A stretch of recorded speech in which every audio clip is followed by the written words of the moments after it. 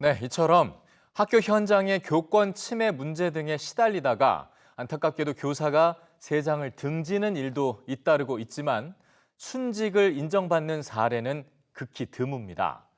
심사 과정에서 교직의 특수성이 제대로 고려되지 않고 있기 때문인데 개선이 필요하다는 지적이 나옵니다. 이 문제는 배아정 기자가 취재했습니다. 지난해 8월 학생 지도로 어려움을 겪다 사망한 서울 양천구의 신묵초등학교 교사. 유가족은 인사혁신처에 순직을 신청했지만 지난달 불인정 통보를 받았습니다. 교권 침해에 해당할 만한 심각한 스트레스를 주는 사건이 확인되지 않고 고인의 사망과 공무 수행 간 상당한 인과관계를 인정할 수 없다는 겁니다.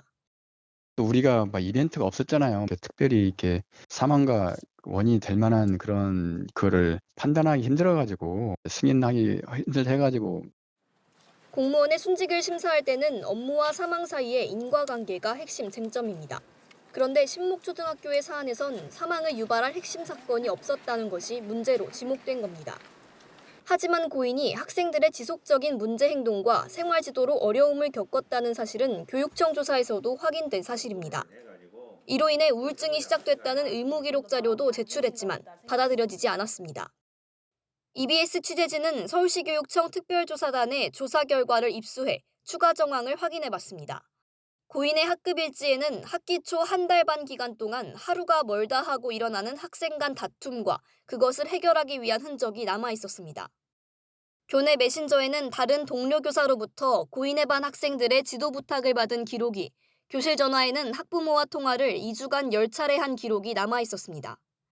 고인은 결국 담임을 맡은 지 2달여 만에 병가를 냈지만 병가 중 자신의 학급에서 발생한 학교폭력 사안 2건의 소식을 전해 들으며 지인 교사에게 괴로움을 호소했습니다.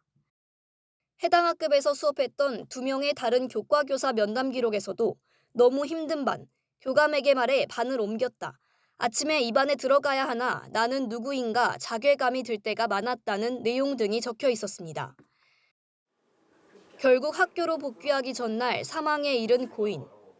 유가족들은 문제 상황에서 큰 목소리를 내지 못했던 것이 오히려 고인의 마지막 명예까지 지키지 못하게 만든 것 같다고 호소합니다. 그 교직은 공무원, 교육 공무원이잖아요. 국가를 위해서 교직 생활을 했다고 해야 되잖아요. 우리는 사실 지금 그 신청 오고 나서 조용한 가운데서 진짜 바라보고만 있을 뿐이거든요.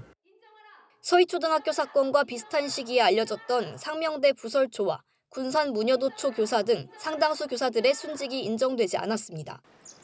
직무를 다하다 숨진 교사들의 예우를 강화하는 것이 교사들의 헌신을 인정하고 교육 현장을 바로잡는 밑바탕이 될 수 있다는 지적이 나옵니다. EBS 뉴스 배아정입니다.